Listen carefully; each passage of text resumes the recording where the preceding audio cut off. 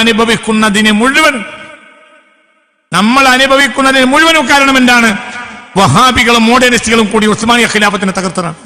എന്റെ മുത്ത് മുഹമ്മദ് മുസ്തഫ സല്ലല്ലാഹു അലൈഹി വസല്ലമക്കെതിരെ ബ്രിട്ടൻ നാടകം കളിക്കാൻ തീരുമാനിച്ചു. അപ്പോൾ അബ്ദുൽ ഹമീദ് താനിയുടെ കത്ത് പോയി മര്യാദക്കുള്ള ഞങ്ങൾ ബക്കിംഗ്ഹാം കൊട്ടാരത്ത് കയറിയടിക്കും, എന്റെ ഉള്ളിൽ കയറി താട്ടിച്ചങ്ങൾ ശരിയാക്കും. ഉടനെ ബ്രിട്ടൻ കൽപ്പന കൊടുത്തു, ആ നാടകം നിർത്തിയേക്കണം, പുള്ളു പേടിണ്ടായിട്ടല്ലേ ഞാൻ വാണല്ലേ പറയണ്ട്.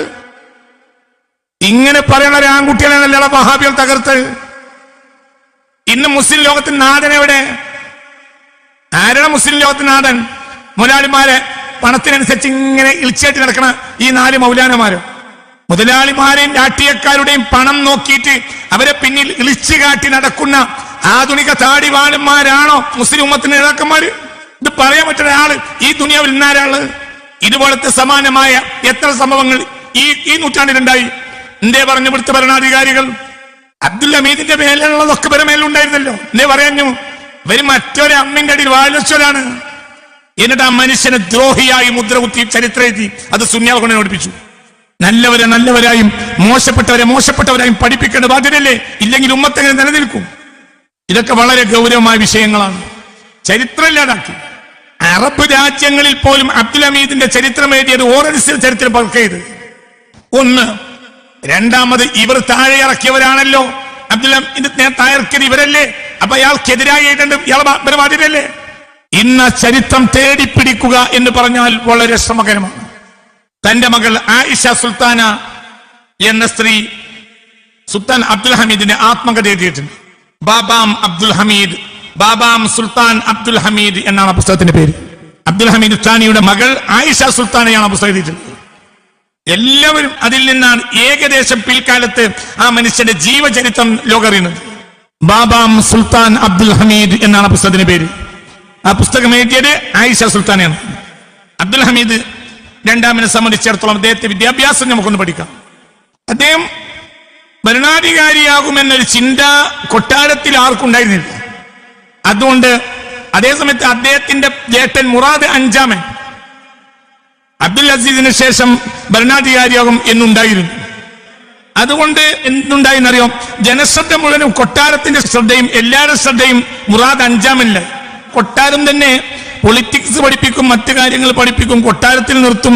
എന്തിന്? അടുത്ത രാജാവാകേണ്ട പ്രിൻസിനെ, ക്രൗൺ പ്രിൻസായി കണക്കപ്പെട്ട ആൾ മുറാദ് അഞ്ചാമൻ. മുറാദ് അഞ്ചാമന് മുമ്പ് അബ്ദുൽ അസീസ് ആണ്.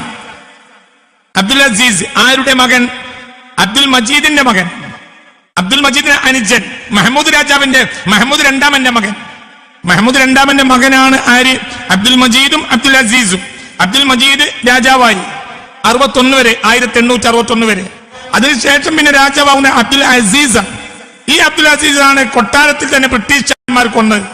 പിന്നെ അബ്ദുൽ മജീദിന്റെ മൂത്ത മകൻ മുറാദ് അഞ്ചാമൻ ഭരണാധികാരിയായ അദ്ദേഹത്തിന് ഭ്രാന്ത് സംഭവിച്ചു. ഭ്രാന്ത് വരുന്ന കാര്യം ആലോചനയില്ലല്ലോ. അപ്പോൾ ജന താല്പര്യമനുസരിച്ച് അബ്ദുൽ ഹമീദ് ഭരണാധികാരിയാവും എന്ന ഒരു ചിന്തയേ ഇല്ല. അതുകൊണ്ട് ചെറുപ്പ കാലഘട്ടത്തിൽ പല വിദേശ രാജ്യങ്ങളിലും പോയി പഠിക്കാൻ അദ്ദേഹത്തിന് അവസരമുണ്ട്. ഒന്ന്, എന്നോട് കൊട്ടാരത്തിൽ അത്ര അദ്ദേഹം ഒരു അനിവാര്യ ഘടകമല്ല, അദ്ദേഹത്തിന്റെ ജ്യേഷ്ഠൻ ഇവിടെ ഉണ്ട്. ഒന്ന്. രണ്ട്, അക്കാലത്ത് ഉണ്ടായിരുന്ന ഉസ്മാനി സൽത്തനത്തിന്റെ കീഴിൽ തന്നെ ഉണ്ടായിരുന്ന പ്രധാനപ്പെട്ട മശായിഖന്മാർ, ആ മശായിഖന്മാരുടെ വിദ്യാർത്ഥിയാകാനും അദ്ദേഹത്തിന് കഴിഞ്ഞു. ഉദാഹരണം പറയാം, സാധാരണ വേഷം ധരിച്ച് വേഷപ്രച്ഛന്നനായി എന്നറിയാം. അദ്ദേഹം പങ്കെടുത്ത ചില വിഗ്രഹൽക്കകൾ ഉണ്ട്. അദ്ദേഹത്തിന്റെ ഷെയ്ഖുമാരാണ് ഷെയ്ഖ് ഷരീഫ് അഫന്തി, ഷെയ്ഖ് ഫരീദ് അഫന്തി എന്നിവർ. അതുകൊണ്ട് അദ്ദേഹം ചെറുപ്പ കാലഘട്ടത്തിൽ നാട്ടിലെ അവരൊക്കെ തുർക്കിയിലെ അദ്ദേഹത്തിന് ഉസ്താദുമാരാണ്. അതുകൊണ്ട് തന്നെ അദ്ദേഹത്തിന് സ്വയം സഞ്ചരിക്കാനുള്ള സാഹചര്യമായപ്പോൾ അദ്ദേഹം എന്ത് ചെയ്തു? ദീർഘമായ യാത്ര ചെയ്തു, ദീർഘമായ പഠനം നടത്തി. അദ്ദേഹം മതവിദ്യാഭ്യാസം വളരെ ശക്തമായി പഠിച്ചു. ഹനഫി മതകാരനാണ്, മാതുരിദി അഖീദയാണ്, ഷാദുലി തരീഖത്താണ്. ഹനഫിയാണ്, മാതുരിദിയാണ്, ഷാദുലിയാണ്. ഇതൊക്കെ നേരിട്ട് മശായിഖന്മാരിൽ നിന്നും ഉലമാക്കളിൽ നിന്നും പഠിച്ച് സ്വീകരിച്ചതാണ്. അദ്ദേഹം രാജകുമാരനായിരിക്കെ ലിബിയയിലെ ഷാദുലി സദസ്സുകൾ, അക്കാലത്തെ ലോകത്തെ ഏറ്റവും വലിയ ഷാദുലി ഷെയ്ഖ് ആയിരുന്നു മുഹമ്മദുൽ മദീനി. ഈ മുഹമ്മദുൽ മദനി എന്ന മഹാന്റെ മജ്ലിസിലെ വേഷപ്രചരനായി പങ്കെടുക്കും സ്ഥിരമായി. ആര്? അബ്ദുൽ ഹമീദ് രണ്ടാമൻ. അദ്ദേഹത്തിൽ നിന്നാണ് ഷാദുലി തരീഖത്ത് സ്വീകരിച്ചത്. അങ്ങനെ അദ്ദേഹം എന്തായി? ഷാദുലിയത്തിന്റെ ഔറാദുകളൊക്കെ കൃത്യമായി കൊണ്ടിറക്കുന്ന ആളായിരുന്നു. ഹനഫി മദ്ഹബുകാരനാണ്. 1876 പെടുന്ന രാജാവായപ്പോൾ ആദ്യം ചെയ്തത് ഷെയ്ഖ് മുഹമ്മദുൽ മദനിയെ ലിബിയയിൽ നിന്ന് ഇസ്താൻബുളിലേക്ക് കൊണ്ടുവന്നു. ഏത് സമയത്ത് ആവശ്യവും എന്ത് കാര്യം ഷെയ്ഖിൽ നിന്ന് ചോദിച്ചു ചെയ്യാൻ. ഇങ്ങനത്തെ ആൾക്ക് പേക്കൂല. എന്തുകൊണ്ട് അയാൾക്ക് മുസ്തഷാറുണ്ട്.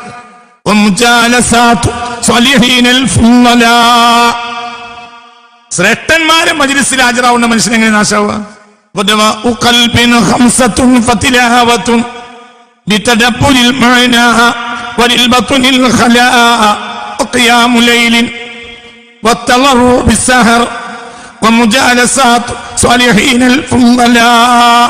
പറഞ്ഞെല്ലാം അദ്ദേഹത്തിനുണ്ട്. അദ്ദേഹം ഖുർആന് ഓതുന്ന ആളും ഖുർആനിൽ ആഴത്തിൽ പരിജ്ഞാനിയാണ്. പിന്നെ തിങ്കളാഴ്ച വ്യാഴ്ച നോമ്പ് വിൽക്കുന്ന ആളാണ്. സൂഫിയ സുന്നിയാണ്. അത് ഏകദേശം ഉസ്മാനി ഖലീഫമാരൊക്കെ അങ്ങനെ തിങ്കളാഴ്ചയും വ്യാഴ്ച നോമ്പ് വിൽക്കും. പിന്നെ രാത്രി തഹജ്ജുദ് രാത്രിയിലെ അന്ത്യയാമത്തിൽ എണീറ്റിട്ട് പൊട്ടിക്കരഞ്ഞ് ദുആ ചെയ്യുന്നു. അങ്ങനെ പറയേണ്ട ആവശ്യമില്ല. രാത്രി അദ്ദേഹം ഉറങ്ങുന്നില്ല. തൂങ്ങി ഉറങ്ങുന്നത് തന്നെ കസേരി തൂങ്ങുന്നത് തഹജ്ജുദ് നിസ്കരിക്കാനായിരിക്കും. പിന്നെയോ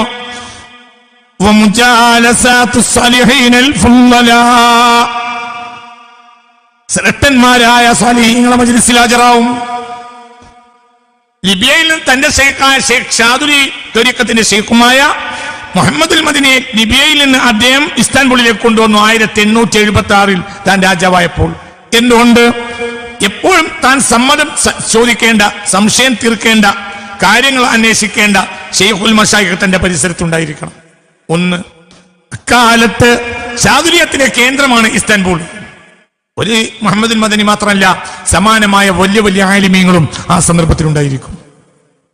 അദ്ദേഹം അധികാരത്തിന് താഴെ അദ്ദേഹം ഇറക്കപ്പെട്ടതിന് ശേഷം അദ്ദേഹം തന്റെ ഷെയ്ഖിൽ നിന്ന് എഴുതിയൊരു കത്തുണ്ട്. ഞാൻ നാളെ വായിക്കാം. ആ കത്ത് കാണുമ്പോഴാണ് അദ്ദേഹത്തെ നമ്മൾ ശരിക്കും മനസ്സിലാക്കുക. കത്ത് എഴുതുന്നത് തന്റെ സത്യസന്ധത ബോധ്യപ്പെടേണ്ട ഉത്തരവാദിത്വം ആരോട് മാത്രമാണ്? തന്റെ ഷെയ്ഖിനോടാണ്. കത്ത് എഴുതിയിട്ടുണ്ട്. ആ കത്ത് നാളെ വായിക്കും ഇൻഷാ അല്ലാഹ്. കണ്ണുനീര് കൊണ്ടല്ലാതെ കത്ത് വായിക്കാൻ കഴിയില്ല. സുൽത്താൻ മുഹമ്മദുൽ മദനിയെ ഇസ്താൻബുളിലേക്ക് കൊണ്ടുവന്നു. അതോടുകൂടി എന്തുണ്ടായി? ഷാദുലി ത്വരീഖത്തിന്റെ ഏറ്റവും വലിയ മജ്‌ലിസ് ഇസ്താൻബുളിൽ ഉണ്ടാക്കി. ഇസീദ് ഹമീദെ പള്ളി എന്ന പേരിൽ അബ്ദുൽ ഹമീദ് ഉണ്ടാക്കിയതുകൊണ്ട് ആ ജനങ്ങളെ ഇസീദ് ഹമീദെ പള്ളി, ഷാദുലി ത്വരീഖത്തിന്റെ സാബിയ കൂടിയാണ് ആ പള്ളി.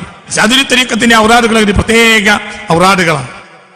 ശരീരവും മനസ്സും ഒന്നിച്ച് ഔറാദാണ്. ഹൽക്കയിൽ നിന്നിട്ടിങ്ങനെ മുന്നിലേക്ക് ആഞ്ഞിട്ട് അല്ലാഹ് അല്ലാഹ്, ഇതൊക്കെ ഷാദുലി ത്വരീഖത്തിന്റെ വിരുദ്ധ. അതായത് അല്ലാഹ് അങ്ങോട്ട് കയറും, ഹൃദയത്തിനുള്ളിൽ കയറും. നിങ്ങൾ കളിയാക്കുമ്പോഴൊന്നുമല്ല, നാടകമൊന്നുമല്ല, ഇങ്ങോട്ട് കയറി ലാ ഇലാഹ ഇല്ലല്ലാഹ് അല്ലാഹ് അല്ലാഹുവിന്റെ ഔറാദിൽപ്പെട്ടതാ. അല്ലാഹ് അല്ലാഹ് അല്ലാഹ് അല്ലാഹ്. അത് തിജാനിയത്തിലുമുണ്ട്. അല്ലാഹ് തിജാനിയത്തിലുണ്ട്. മഗ്‌രിബിന്റെയും ഇശായുടെയും ഇടയിൽ 70,000 വട്ടം അല്ലാഹ് എന്ന് പറഞ്ഞിരുന്നു ബഹുമാനപ്പെട്ട ഹാഫിദ് മുഹമ്മദ് അൽ മിസ്രി റഹ്മത്തുള്ളാഹി അലൈഹി. അവരുടെ ശിഷ്യനാണ് അബ്ദുൽ ഹലീം മഹ്മൂദ്. അവരുടെ ശിഷ്യനാണ് മുഹമ്മദ് അലി ശിഹാബ്. അവർ 40 കൊല്ലത്തിലേറെ ഉറങ്ങാത്ത മനുഷ്യനാണ്. ഉറങ്ങില്ല എന്ന് മാത്രമല്ല, ഇശാഇന്റെ ഒന്നു കൊണ്ട് സുബഹിസ്കരിച്ചിട്ടുണ്ട്. അവരെന്റെ മശായിഖന്മാരിൽ ഒരാളാണ്. ഞാൻ തിജാനിയാണെന്ന് പറയാൻ എനിക്ക് ഭയങ്കര അഭിമാനം. എന്തുകൊണ്ട്? അവരൊക്കെ അല്ലാഹുവിന്റെ ആരിഫീങ്ങളാണ്. അബ്ദുൽ ഹലീം മഹ്മൂദിന്റെ ഗുരുനാഥനാണ് ആ ഹദീത്തിൽ. അവരുടെ ഗുരുനാഥനാണ് ഹാഫിദ് മുഹമ്മദ് അൽ മിസ്രി. അക്കാലത്ത് അബ്ദുൽ ഹലീം മഹ്മൂദ് ഏതെങ്കിലും, അദ്ദേഹമാണ് ഷെയ്ഖുൽ അസ്ഗർ, ഒരു ഹദീത്തിൽ സംശയം വന്നാൽ ഇവരോട് ആ സംശയം തീർക്കുക. ഹാഫിദുൽ മിസ്രി തങ്ങളോട്. ഹാഫിദുൽ മിസ്രി തങ്ങളുടെ ശിഷ്യനാണ് അബ്ദുൽ ഹലീം മഹ്മൂദ്. അബ്ദുൽ ഹലീം മഹ്മൂദിന്റെ 6 കൊല്ലത്തെ ശിഷ്യനാണ് മുഹമ്മദ് അലി ശിഹാബ്. അബ്ദുൽ ഹലീം മഹ്മൂദിന്റെ ഉസ്താദായ ഹാഫിദുൽ മിസ്രി തങ്ങളെ പറ്റി അരിജുമായ പറയുന്നത് അരിജുമായന്റെയും ഉസ്താദാണ് അവര് എന്നല്ല, മുഹമ്മദ് മാലിക് തങ്ങൾ ഉസ്താദാണ് അവര്, മുത്തവല്ലി ശറവിയുടെ ഉസ്താദാണ്. صلاة الصبح بوضوء العشاء أكثر من 40 سنة. ഇശ നിസ്കരിച്ച ഒന്നു കൊണ്ട് 40 കൊല്ലക്കാലം സുബഹി നിസ്കരിച്ച മഹാനാണ് ആര്? ഹാഫിദുൽ മിസ്രി അത്തിജാനി. എനിക്ക് അഭിമാനമാണ്. എന്റെ ശേഖന്മാരുടെ കൂട്ടത്തിൽ ഒരാളാണ് അവര്. എനിക്ക് അഭിമാനമാണ്. കെയ്റോയിലാണ് ഞാൻ. കെയ്റോയിൽ ചെന്നാലെല്ലാം അവരെ കാണാറുണ്ട്. അവരുടെ മകൻ ഹാഫിൾ അഹ്മദുൽ മിസ്രി എന്നവർ കഴിഞ്ഞ 2 കൊല്ലം മുമ്പ് സുജൂദിൽ വഫാത്തായി. തൊട്ടടുത്തന്നെ മകൻ മക്ബറ സുജൂദ് ചെയ്യവേ സുജൂദിൽ വഫാത്തായി മകൻ ഹാഫിൾ അഹ്മദുൽ മിസ്രി മകൻ. ഞാൻ തിരിച്ചു എന്താ പറഞ്ഞ അല്ലാഹ് ഈ ഔറാദ് ചാതുര്യത്തിലുണ്ട്, അതേപോലെ തന്നെ തിജാനിയത്തിലുണ്ട്, ചില തരീഖത്തുകളൊക്കെ ഉണ്ട്. അല്ലാഹ് അതുകൊണ്ട് കേറുള്ളിലേക്ക് അല്ലാഹ് അല്ലാഹ് ഒരു നിലയ്ക്ക് അല്ലാഹ് ദിവ്യാനുരാഗ പ്രകീർത്തനം എന്ന പ്രഭാഷണം ആരംഭിക്കാനുള്ള കാരണം അത്തരം ചില കാര്യങ്ങൾ എന്നെ സ്വാധീനിച്ചതാണ്. പറയേണ്ട അള്ളാഹിനെ പറ്റിയാണെന്ന് മനസ്സിലായി. അള്ളാഹു നമുക്ക് തൗഫീഖ് തരട്ടെ. അതായത് ഹമീദ് മദനി എന്ന അക്കാലത്തെ ചാതുര്യ തരീഖത്തിന്റെ ശൈഖിനെ ലിബിയയിൽ നിന്ന് അവർ കൊണ്ടുവന്നു. എങ്ങോട്ട്? ഇസ്താൻബുളിലേക്ക്. ഇസ്താൻബുളിൽ ലോക പ്രശസ്തമായ സാബി ഉണ്ടാക്കി. ഇസ്താൻബുളിൽ ഏറ്റവും പ്രശസ്തമായ സാബി ഉണ്ടാക്കി പള്ളി ഇസീദ് ഹമീദ് പള്ളി എന്ന പേരിൽ. എല്ലാ വെള്ളിയാഴ്ചയും സുൽത്താൻ അവിടെയാണ് ജുമാക്ക് പങ്കെടുക്കുക, എല്ലാ വെള്ളിയാഴ്ചയും. മാത്രമല്ല എല്ലാ വ്യാഴാഴ്ച രാത്രി അമലുണ്ടാവും. ആർക്ക്? ചാതുര്യത്തിന്. ചാതുര്യ റാത്തീബ്. ആ റാത്തീബിൽ എല്ലാ വെള്ളിയാഴ്ച രാവിലും സുൽത്താൻ പങ്കെടുക്കും. ഇങ്ങനെയൊക്കെ മനുഷ്യ ക്രൂരനോ? എല്ലാ വെള്ളിയാഴ്ച രാവിലും ഇസീദ് ഹമീദ് പള്ളിയിൽ ചാതുര്യ റാത്തീബ് ഉണ്ടാവും. മണിക്കൂറുകണക്കിന് ആ ചാതുര്യ റാത്തീബ്. വലിയ മഹാന ബഹുമാനപ്പെട്ട അബുൽ ഹസൻ ശാദുലി റളിയല്ലാഹു അൻഹു എന്ന് പറഞ്ഞാലേ വലിയ ആളാ, ചെറിയ ആളൊന്നുമില്ല, വലിയ ആളാ. ഞാൻ അവരെ പറ്റി കഴിഞ്ഞൊരു റമളാനിൽ പ്രസംഗിച്ചിട്ടുണ്ട്. 2 കൊല്ലം കഴിഞ്ഞ റമളാനിലല്ല, അതിന്റെ മേലെ റമളാൻ. സൂഫി ചക്രവാളത്തിലെ സുൽത്താൻ എന്ന പേരിൽ ബഹുമാനപ്പെട്ട അബുൽ ഹസൻ ഷാദുലി റളിയല്ലാഹു അൻഹുവിനെ കുറിച്ച് ഞാൻ സംസാരിച്ചിട്ടുണ്ട്. പ്രധാനപരമായ അനുഗ്രഹം കൊണ്ട് എനിക്ക് അവരെ വലിയ ഇഷ്ടമാണ്. ലക്ഷക്കണക്കിന് സ്വലാത്ത് ദിവസം സ്വന്തം ചൊല്ലും. ഒന്നുമില്ലാത്തൊരു സെക്കൻഡ് ഉണ്ടാവില്ല. കക്കൂസ് നിന്ന് പുറത്തിറങ്ങാൻ എന്നാൽ ഒന്നു കൊടുക്കും. ഉറങ്ങുന്ന നേരത്തില്ലെങ്കിൽ ഒന്നു പോയാൽ കട്ടിൽ നിന്ന് എണീറ്റിരുന്നിട്ട് ഭൂമി കാലുകുത്തിന് മുമ്പ് തൈമം ചെയ്യും. എന്നിട്ട് പോയിട്ട് ഒന്നു കൊടുക്കും. ഈ മനുഷ്യനെ ക്രൂരൻ എഴുന്നേൽപ്പിച്ചു ജമാഅത്തെ ഇസ്ലാമിയുടെ നേതാവ്. എന്നിട്ട് അത് സുന്നികളെ സ്ഥാപനത്തിൽ പതിറ്റാണ്ടുകളായി പഠിച്ചുകൊണ്ടിരിക്കുക. അങ്ങനെയുണ്ട്. മാത്രമല്ല 1888 എർത്രൂ പള്ളിയിലും ഷാദുലിയ സാവിയ സ്ഥാപിച്ചു. മാത്രമല്ല അഹ്ലുസ് സുന്നയുടെ സുവർണകാല. ശാഫിഇയ്യത്ത്, ഹനഫിയ്യത്ത്, ഹംബലി, മാലിക്കി, അശ്അരി, മാതുരിദിയ്യത്ത് എല്ലാം, ഖാദിരിയ്യത്ത്, റിഫാഇയ്യത്ത് എല്ലാം ത്വരീഖത്തുകളുടെ സുവർണകാലമാണ് ഉസ്മാനിയ കാലഘട്ടം. അതന്നെ ഒരു പ്രശ്നവും. 1903 തന്റെ ശൈഖായ മുഹമ്മദ് സഫീർ അൽ മദനി വഫാത്താകുന്നത്. അതിനുശേഷം അവരുടെ ഖലീഫ ശൈഖായി, പിന്നെ ഖലീഫയാൻ കത്തേച്ച് 2ാമത്തെ ശൈഖിനാണ്. അപ്പോഴത്തിന് 1903 തന്റെ ശൈഖ് വഫാത്തായിട്ടുണ്ട്. അതിനിടയിൽ ലിബിയയിലേക്ക് തിരിച്ചു പോകാൻ ഒരുപാട് തവണ ശൈഖ് സമ്മതം ചോദിച്ചിട്ടും സ്നേഹബുദ്ധിയ മടക്കി. എന്തുകൊണ്ട്? നിങ്ങൾ എന്റെ കൂടല്ലാതെ ഭരണം നടത്താൻ കഴിയൂല. ആര് പറഞ്ഞ്? അബ്ദുൽ ഹമീദ് 2ാമൻ. സദാ നേരവും ആണ്. രാവിലെ ഉറക്കത്തിൽ നിന്ന് എണീറ്റാൽ, എപ്പോഴെങ്കിലും ഉറങ്ങിയാൽ, കട്ടിൽ കിടന്നാൽ കാലുകുത്തുന്നതിന് മുമ്പേ ടൈം കൊണ്ട് വുളു ചെയ്തിരുന്നു. എന്റെ പിതാവ് എന്ന സുൽത്താന ആയിഷയുടെ ഈ ഗ്രന്ഥത്തിലുണ്ട്. ഇതിനു വേണ്ടി കാലിനടിയിൽ, കട്ടിലിനടിയിൽ ഇഷ്ടിക സൂക്ഷിച്ചിരുന്നു. ആയിഷ സുൽത്താന എഴുതിയ അവരുടെ ജീവചരിത്രത്തിൽ നിന്ന് വായിക്കാം. എന്റെ പിതാവ് റമളാൻ മാസം മുഴുവനും സുലൈമാനി പള്ളിയിലെ തറാവീഹിന് പൂർണ്ണമായി 20 റക്അത്ത് തറാവീഹ് പങ്കെടുക്കും. എല്ലാ 1 മുതൽ 30 വരെ എന്റെ പിതാവ് തറാവീഹിനെ സുലൈമാനിയ മസ്ജിദ്, ബഹുമാനപ്പെട്ട സുലൈമാൻ ഖാനൂനിയുടെ പേരിൽ ഉണ്ടാക്കിയ വളരെ പ്രശസ്തമായ പള്ളിയാണ് സുലൈമാനി മസ്ജിദ്. അതിൽ പങ്കെടുക്കും. മസ്ജിദിന് മുന്നിൽ കാണുന്ന കടകളിൽ നിന്ന് എല്ലാവർക്കും നിസ്കാരത്തിനിടയിൽ ഭക്ഷണ പദാർത്ഥങ്ങളെ, പലഹാരങ്ങൾ വാങ്ങിക്കൊടുക്കും. ഒന്ന് മാത്രമല്ല, കൊട്ടാരത്തിലെ പള്ളിയിൽ കൊട്ടാരത്തിലെ പള്ളിയിൽ ആദ്യമായി ബാങ്ക് കൊടുത്തിരുന്നത് കൊട്ടാരത്തിലെ പള്ളി ഉണ്ടായിരുന്നു. കൊട്ടാരത്തിലെ പള്ളിയിലെ മുഖ്രി ആരെന്നെയാ? അബ്ദുൽ ഹമീദ് താനി. 5 വക്തിൽ അവരെ ബാങ്ക് കൊടുക്കും. കൊട്ടാരത്തിലെ പള്ളിയിൽ സുൽത്താൻ ബാങ്ക് കൊടുക്കും. എവിടെ സുൽത്താൻ ഭരിക്കണത്? സുൽത്താൻ യൂറോപ്പ് മുതൽ ആഫ്രിക്കയുടെ അങ്ങേയറ്റം വരെ ഭരിക്കുക. യൂറോപ്പ് മുതൽ ആഫ്രിക്കയുടെ അങ്ങേയറ്റം വരെ ഭരിക്കുക. നമുക്കൊരു പഞ്ചായത്ത് മെമ്പറാകാൻ മെനക്കെട്ട ഒരാൾക്ക് പിന്നെ പള്ളിയിലിടാൻ കഴിഞ്ഞില്ല. ഓന് പൊറുക്കണം. ഒരു ദിവസം ലക്ഷക്കണക്കിന് സ്വലാത്തിയല്ല. ഒരു ദിവസം ആണ്. ഖുർആൻ പകർത്തിയായിട്ടും അത് അദ്ദേഹത്തിന്റെ പ്രവർത്തനമായിരുന്നു. മരണപ്പെട്ടിട്ട് അദ്ദേഹത്തെ പുറത്താക്കിയിട്ട് പോലും അദ്ദേഹം കാര്യം ചെയ്ത പണി ഖുർആൻ പകർത്തിയതിലാണ്. അദ്ദേഹത്തെ ഗ്രീസിലേക്ക് നാട് കടത്തി, പിന്നെ ചെയ്തിരുന്നു ഖുർആൻ പകർത്തിയതിലാണ്. ആരാണ് ഈ ആള്? ഞങ്ങൾ വിചാരിച്ച കുറച്ച് ഞാൻ മനസ്സിലായി. ഇയാൾ ആരാണ്? വില്ലോളി വീരൻ. ഒരുത്തരും വില വെക്കൂല അള്ളാന്റെ മാർഗത്തിൽ. 1888 ഫ്രാൻസിലെ മാർക്കോസ് ഹെൻറി ഡെപ്പോണിയർ എന്ന ഒരാൾ പുണ്യ റസൂലിനെ ആക്ഷേപിച്ചുകൊണ്ട് മുഹമ്മദ് എന്ന പേരിൽ ഒരു നാടകം രചിച്ചു. സല്ലല്ലാഹു അലൈഹി വസല്ലം. മാർക്കോസ് ഹെൻറി ഡെപ്പോണിയർ എന്ന നാടകകൃത്ത് മുഹമ്മദ് എന്ന പേരിൽ പുണ്യ റസൂലിനെ പരിഹസിച്ചുകൊണ്ട് ഒരു നാടകം രചിച്ചു. അത് സ്റ്റേജിൽ അവതരിപ്പിക്കാൻ ഫ്രഞ്ച് സർക്കാർ സമ്മതം കൊടുത്തു. 1888 ശ്രദ്ധിക്കണേ ഈ വിവരം ഇസ്താൻബൂളിൽ അറിഞ്ഞപ്പോൾ അക്കാലത്തെ ഉസ്മാനികളുടെ അംബാസഡറായിരുന്നു ആര്? മഹ്മൂദ് യസാദ് പാഷ എന്ന ആൾ. അദ്ദേഹത്തിന് ടെലിഗ്രാം അടിച്ചു. ഈ ടെലിഗ്രാം എത്രയും പെട്ടെന്ന് ഫ്രാൻസിലെ ഭരണാധികാരിയുടെ ഓഫീസിൽ എത്തിക്കാൻ പറഞ്ഞു. ഫ്രാൻസിലുള്ള പാരീസിലുള്ള കോൺസുലേറ്റിലേക്ക് ടെലിഗ്രാം അടിച്ചു. ആര്? ബഹുമാനപ്പെട്ട അബ്ദുൽ ഹമീദ് താനി റഹ്മത്തുള്ളാഹി അലൈഹി. ഈ ഒരൊറ്റ വർക്ക് മതിയാവും അള്ളാഹുവിന്റെ മെഹബൂബാകാൻ. എന്താ ഫ്രഞ്ച് ചക്രവർത്തികളുടെ കത്ത്? ലോക മുസ്ലിങ്ങളുടെ ഖലീഫയായ ഞാൻ ഞങ്ങളുടെ നബിയെ കളിയാക്കിക്കൊണ്ടുള്ള നിങ്ങളുടെ നാടകം നിർത്താൻ ആവശ്യപ്പെടുന്നു. ഇല്ലെങ്കിൽ ഉസ്മാനി സൈന്യം നിങ്ങളുടെ തലക്ക് മുകളിലുള്ള സാമ്രാജ്യം തകർക്കും. ഞങ്ങളുടെ വാളിന്റെ മൂർച്ച നിങ്ങൾ അറിയും. ഇത് പറയാൻ പറ്റില്ല. ആൺകുട്ടി ലോകത്താരാണ്. ഖലീഫയുടെ കത്തി ഫ്രഞ്ച് ഭരണാധികാരിക്ക് കിട്ടി. ഉടനെ നിർത്തിച്ചു. എന്തേ വിവരം അറിയും? 3 കോടി പട്ടാള. ഒരിക്കലും യൂറോപ്പിന് ലോകത്ത് തുടങ്ങുന്നില്ല. ആകെ അദ്ദേഹം തോറ്റു എന്ന് പറയാവുന്ന ഒരു യുദ്ധമുള്ളത് 1876 റഷ്യയോട് അദ്ദേഹം ഭരണാധികാരിയായ കൊല്ലം തോറ്റതാണ്. അതായത് ഭരണാധികാരി ആയ ഉടനെ 4 ഭാഗത്തുനിന്ന് പറഞ്ഞു. അപ്പോൾ എന്ത് ചെയ്ത്?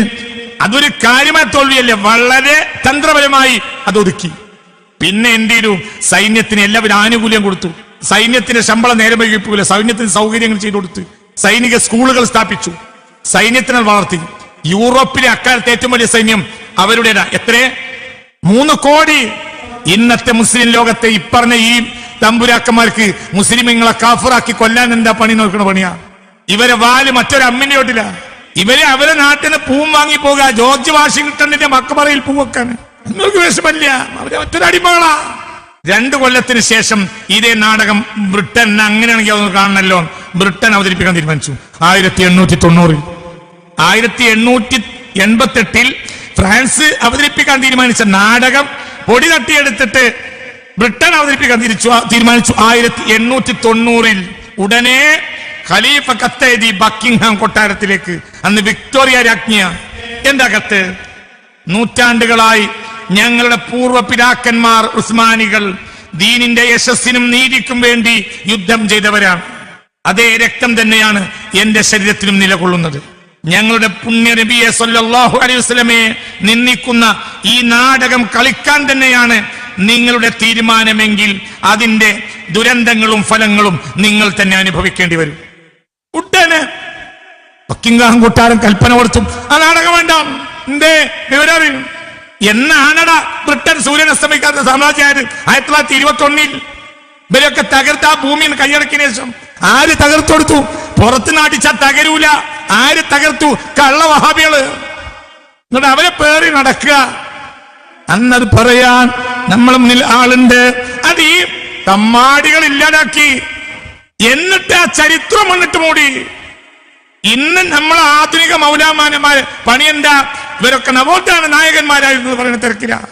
ഇങ്ങനെയുണ്ട്. അബ്ദുൽ ഹമീദ് രണ്ടാമൻ എന്ത് ചെയ്തു? അഴിച്ചു പണിഞ്ഞു. പിതാക്കന്മാരുടെ കാലഘട്ടത്തിലുണ്ടായ കടങ്ങൾ അടച്ചു തീർത്തുകൊണ്ടിരുന്നു. അതായത് ഭരണകൂടം ശക്തിപ്പെട്ടു. കടങ്ങൾ അടച്ചു തീർത്തുകൊണ്ടിരുന്നു. സൈന്യങ്ങൾ 3 കോടി സൈന്യങ്ങള്. അതായത് അതിസുശക്തം, തൊടാൻ പറ്റില്ല. അതാ ഞാൻ ഇടയ്ക്ക് കഴിഞ്ഞ ക്ലാസ്സിൽ പറഞ്ഞിട്ടുണ്ട്. സുലൈമാനുൽ ഖാനൂനിക്ക് ശേഷം ഒരു ക്ഷീണം വന്നിട്ടുണ്ട് അവർക്ക്. പക്ഷെ ആ ക്ഷീണം അബ്ദുൽ മജീദിന്റെ കാലം പിന്നെ അബ്ദുൽ ഹമീദിന്റെ കാലം ആയപ്പോഴത്തിന് പരിഹരിച്ചു. ഭയങ്കരം അതിശക്തായി, തൊടാൻ പറ്റൂല. ഖിലാഫത്ത് അനവധി അന്തർവാഹിനികൾ വാങ്ങി. അക്കാലത്ത് ഒരു സൈന്യത്തിന് അന്തർവാഹിനി കപ്പലുണ്ടാകുന്നൊക്കെ പറഞ്ഞ റയർ കേസാ. ഇഷ്ടം പോലെ അന്തർവാഹിനി കപ്പലുകൾ വാങ്ങി. എമ്പാടും ആയുധങ്ങള്, പീരങ്കികൾ സ്വയം നിർമ്മിച്ചു. ആയുധങ്ങളെല്ലാം സ്വയം നിർമ്മിച്ചു. രാജ്യത്തുടനീളം വിദേശ ശക്തികൾ നടത്തിയ എല്ലാ വിപ്ലവങ്ങളെയും തകർത്തു തരിപ്പണമാക്കി. അതുവരെ യൂറോപ്പിന്റെ ചാരന്മാരായിരുന്നു ഉസ്മാനി രാജ്യത്തുണ്ടായിരുന്നെങ്കിൽ ശമ്പളം കൊടുത്തിട്ട് ഇഷ്ടം പോലെ ചാരന്മാരെ അങ്ങോട്ട് പറഞ്ഞയച്ചു. തിരിച്ചടി. ബക്കിംഗ്ഹാം കൊട്ടാരത്തില് ഒരു കാര്യം തീരുമാനിച്ചത് പാർലമെന്റിൽ അറിയുന്നതിന് മുമ്പ് ഉസ്മാനി കൊട്ടാരത്തിൽ അറിഞ്ഞിരുന്നു ആ ചരിത്രം എന്ന് എഴുതിയിട്ടുണ്ട്. ഓറിയന്റലിസ്റ്റിന് അത്രയും വലിയ ചാരന്മാര് അടിയാണ് കൊടുത്തു. 10,000 കണക്കിന് ചാരന്മാരുണ്ടായിരുന്നു. ബ്രിട്ടന്റെ ചാരന്മാരുണ്ടായിരുന്നു. ഒരു കാലത്ത് ഇവിടെ അതേ സമയത്ത് തിരിച്ചടി കൊടുത്തു, ചാരന്മാരെ നിറച്ചു. അവിടെ ലക്ഷക്കണക്കിന് ചാരന്മാർ തിരിച്ച്. എന്തുകൊണ്ട്? ലക്ഷക്കണക്കിന് ചാരന്മാര് ഉണ്ട്. ആരുടെ? യൂറോപ്യൻ ശക്തികളുടെ ചാരന്മാര് എവിടെയുണ്ട്? ഉസ്മാനി ഖിലാഫത്തിന്റെ രാജ്യങ്ങളിൽ. അവരെയൊക്കെ അമർച്ച ചെയ്യുന്നതോടുകൂടെ അതേ നിലക്ക് തിരിച്ചടി കൊടുത്തു. എന്തുകൊണ്ടും ശക്തമായി, എല്ലാം അതിശക്തമായി. അപ്പോൾ എന്ത് ചെയ്ത്? ബ്രിട്ടനും യൂറോപ്യന്മാരും അതിശക്തമായ പ്രവർത്തനം നടത്തി. ആ ഒരു സന്ദർഭത്തിലാണ് രണ്ട് വിഭാഗത്തെ ചാരന്മാരായി ഉള്ളിൽ നിന്ന്, നേരത്തെ ബ്രിട്ടന്റെയും ഫ്രാൻസിന്റെയും ഒക്കെ ചാരന്മാരാണ്, ഇറ്റലിയുടെയൊക്കെ ചാരന്മാരാണ് ഉസ്മാനിയ ഖിലാഫത്തിന്റെ കീഴിലുള്ളതെങ്കിൽ ഉള്ളിൽ നിന്ന് ചാരന്മാരെ ഏർപ്പെടുത്താൻ ബ്രിട്ടനെ പ്രേരിപ്പിച്ച ഘടകം അതാണ്. ഒന്ന് യുവതുർക്കികളെയും ഒന്ന് നജിദി വഹാബികളെയും. അപ്പോൾ ഇസീദ് ഇന്റലിജൻസ് ഏജൻസി എന്ന പേരിൽ ചാരപ്രവർത്തനത്തിനായി 1880 യൂറോപ്യൻ രാജ്യങ്ങളിൽ ചാരപ്രവർത്തനത്തിന് വേണ്ടി, അന്ന് അമേരിക്കക്ക് ഒരു ചാര സംഘടനയില്ല. CIA വരുന്നത് 1947, MI6 വരുന്നത് UK 1909, USSRന് KGB വരുന്നത് 1954. എന്നാൽ സുൽത്താൻ അബ്ദുൽ ഹമീദിന് ചാര സംഘടന ഉണ്ടാക്കി, പ്രത്യേകമായൊരു ഫോഴ്സ്. ഇസീദ് ഇന്റലിജൻസ് ഏജൻസ് എന്നാണ് അവരുടെ പേര്. അവർ യൂറോപ്യൻ രാജ്യങ്ങളിൽ അങ്ങോട്ട് നിറഞ്ഞു. അതായത് അവരുടെ എല്ലാ ആഭ്യന്തര പ്രശ്നങ്ങളും അതേ സമയത്ത് എവിടെ അറിയും? ഉസ്മാനി കൊട്ടാരത്തിൽ അറിയും, തീരുമാനങ്ങൾ ഉണ്ടാക്കും. ഒരു നിലക്കും മുന്നോട്ട് പോകാൻ യൂറോപ്പിനെ സമ്മതിച്ചില്ല. ബാൽക്കനിലും അമേരിക്കയിലും ഹിജാസിലും നടക്കുന്ന ഖിലാഫത്ത് വിരുദ്ധ പ്രവർത്തനങ്ങൾ ചാരന്മാർ നേരിട്ട് സുൽത്താൻ അറിയിച്ചു. അപ്പോൾ അതിന് പരിഹാരങ്ങൾ ഉണ്ടാക്കി. അതിശക്തം എന്ന് പറഞ്ഞ സുലൈമാനുൽ ഖാനൂനിയുടെ കാലത്ത് എത്ര ശക്തി ഉണ്ടായിരുന്നോ അതേ ശക്തി 1976 ശേഷം അബ്ദുൽ ഹമീദ് രണ്ടാമന്റെ കാലത്ത് തിരിച്ചു വന്നു. ഫ്രാൻസിന്റെയും റഷ്യയുടെയും ബ്രിട്ടന്റെയും ഇറ്റലിയുടെയും ചക്രവർത്തിമാരുടെ കൊട്ടാരത്തിൽ പോലും ഖലീഫയുടെ ചാരന്മാർ ചെന്നെത്തി. ചില ചരിത്രകാരന്മാരുടെ റിപ്പോർട്ട് പ്രകാരം ബ്രിട്ടനിലെ ക്യൂൻ വിക്ടോറിയയുടെ ബ്രിട്ടീഷ് ഉത്തരവുകൾ ബ്രിട്ടീഷ് പാർലമെന്റിൽ എത്തുന്നതിന് മുമ്പ് എവിടെ എത്തും? ഖലീഫയുടെ കൊട്ടാരത്തിലെത്തും. അതിനൊക്കെ പുറമെ ഖിലാഫത്തിന് ആത്മാർത്ഥതയുള്ള യുവാക്കൾ ₹1 ശമ്പളം വാങ്ങാതെ ഖിലാഫത്തിന് വേണ്ടി രംഗത്തിറങ്ങി. നല്ല നല്ല മനുഷ്യന്മാർ, സാലിഹീങ്ങൾ. കാരണം ഇത് നിലനിൽക്കണം. 10,000-കണക്കിന് യുവാക്കള് ഉസ്മാനിയ ഖിലാഫത്ത് നിലനിൽക്കാൻ വേണ്ടി രംഗത്ത് വന്നു. എന്തുകൊണ്ട്? അത്രയും നീതിമാനായ ഭരണാധികാരിയാണ്. ശമ്പളം വാങ്ങാതെ വലിയ വലിയ ആളുകൾ ഇതിനു വേണ്ടി പ്രവർത്തിച്ചു ഖിലാഫത്തിന്റെ കൂടെ. റഷ്യയുമായുള്ള യുദ്ധത്തിന്റെ തുടക്കത്തിൽ 1876 റഷ്യയുമായുള്ള യുദ്ധത്തിൽ നിന്ന് ഊർജ്ജം ഉൾക്കൊണ്ട്, പാഠം ഉൾക്കൊണ്ടിട്ടുണ്ട്. കാരണം അവിടെ വലിയ തുടക്ക സമയമാകുമ്പോൾ ചില പ്രയാസങ്ങൾ ഉണ്ടായി. എന്നാൽ അതേ സമയത്ത് ഇനിയുള്ള മുഴുവൻ വിജയം 1878 മാസിഡോണിയയിൽ ഗ്രീസിന്റെ സഹായത്തോടെ നടന്ന കലാപം അബ്ദുൽ ഹമീദ് രണ്ടാമൻ അടിച്ചമർത്തി. 1878 തന്നെ മെഡിറ്ററേനിയയിൽ ക്രെറ്റദ്വീപിൽ നടന്ന കലാപം അടിച്ചമർത്തി. 1879 അതൊക്കെ യൂറോപ്യന്മാരുണ്ടാക്കുന്ന കലാപങ്ങളാ, ഒക്കെ അടിച്ചൊതുക്കി. 1879 ബൾഗേറിയയിലെ ചില മതവർഗീയവാദികൾ നടത്തിയ വിപ്ലവത്തെ അടിച്ചമർത്തി. 1893 ഖത്തറിലെ വഹാബികൾ നടത്തിയ വിപ്ലവത്തെ അടിച്ചമർത്തി. 1893 തന്നെ മുതൽ 1908 വരെ ഗ്രീസും ബൾഗേറിയയും കൂടിയിട്ട് കൊസോവയിലും മാസിഡോണിയയിലും നടത്തിയ എല്ലാ അക്രമങ്ങളെയും അടിച്ചൊതുക്കി. 1908 വരെ. 1894 അർമേനിയയിൽ ഖിലാഫത്ത് വിരുദ്ധർ നടത്തിയ ലഹളയെ അടിച്ചമർത്തി. 1895-96 അർമേനിയയിൽ നടന്ന സായുധ വിപ്ലവത്തെ അടിച്ചമർത്തി. 1896-97 മാസിഡോണിയയിൽ വീണ്ടും നടന്ന സായുധ വിപ്ലവത്തെ പരാജയപ്പെടുത്തി.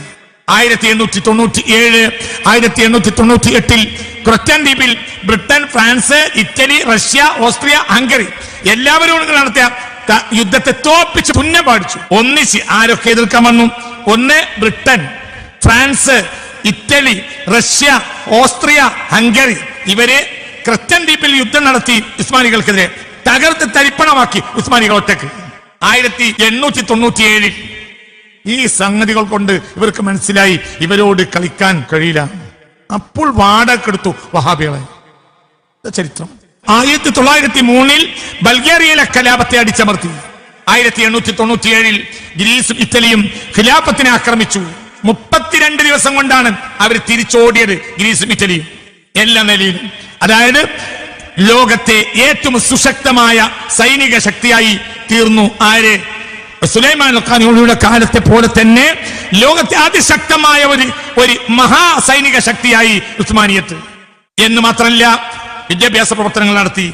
സുൽത്താൻ അബ്ദുൽ ഹമീദിന്റെ കാലഘട്ടത്തിലാണ് അനവധി യൂണിവേഴ്സിറ്റികള്, എഞ്ചിനീയറിംഗ് കോളേജുകള്, മെഡിക്കൽ കോളേജുകൾ എന്നിവ സ്ഥാപിച്ചു. സ്കൂളിൽ പോകൽ നിർബന്ധമാക്കി. കാരണം യൂറോപ്പിന്റെ ചതിയെ നേരിടണമെങ്കിൽ അങ്ങനെ കരുത്തുള്ള ആളുകൾ നമുക്ക് വേണം. അതുകൊണ്ട് അതുവരെ മദ്രസ വിദ്യാഭ്യാസം മാത്രമേ നിർബന്ധമുള്ളൂ, സ്കൂൾ വിദ്യാഭ്യാസം നിർബന്ധമായിരുന്നില്ല. എന്നാൽ താൻ ഭരണത്തിൽ കയറിയതിനു ശേഷം സ്കൂൾ വിദ്യാഭ്യാസം നിർബന്ധമായി. എന്തുകൊണ്ട്? അങ്ങനെയുള്ള വിദേശ ചതികൾ നമ്മുടെ തൊട്ടുണ്ട്.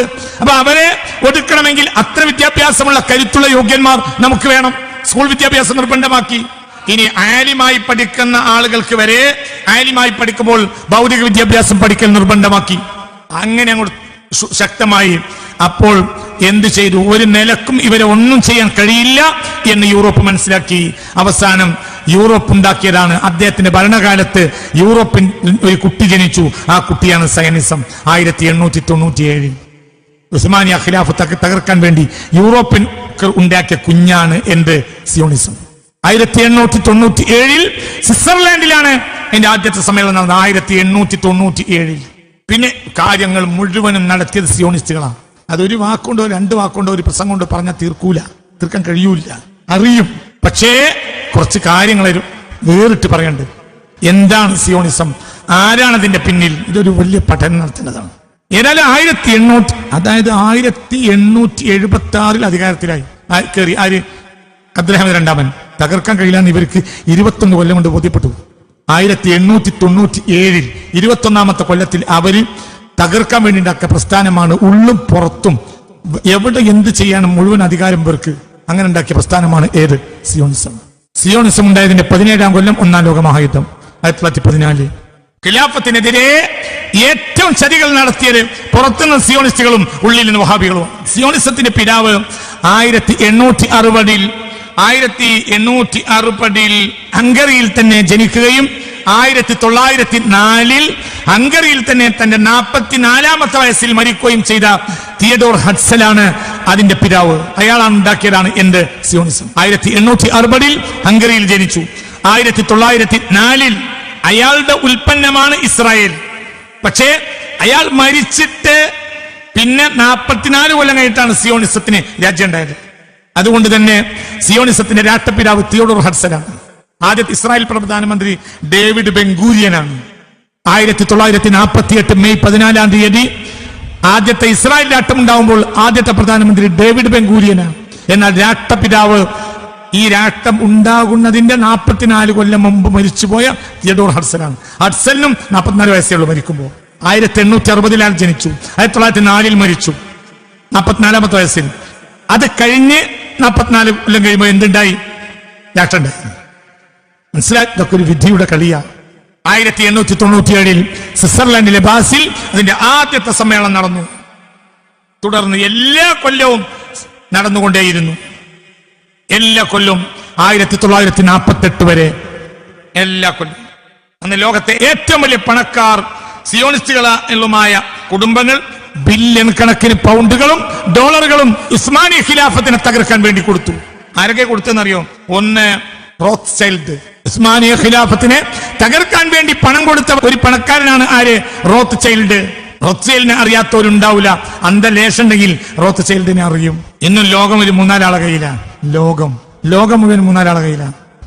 ഒന്ന് ഗോൾഡ്ബർഗ്, ഒന്ന് ഹിർച്ച്, ഒന്ന് മോണ്ടിഫെറോ, ഒന്ന് ഞാൻ പറഞ്ഞില്ലേ റോത്ത്ചൈൽഡ്, ഗോൾഡ്ബർഗ്, ഹിർച്ച്, മോണ്ടിഫെറോ എന്ന ലോകം കണ്ട അന്നത്തെയും ഇന്നത്തെ ആ കുടുംബം തന്നെ ഇന്ന് ലോകത്തെ ഏറ്റവും വലിയ പണക്കാര് തന്നെ.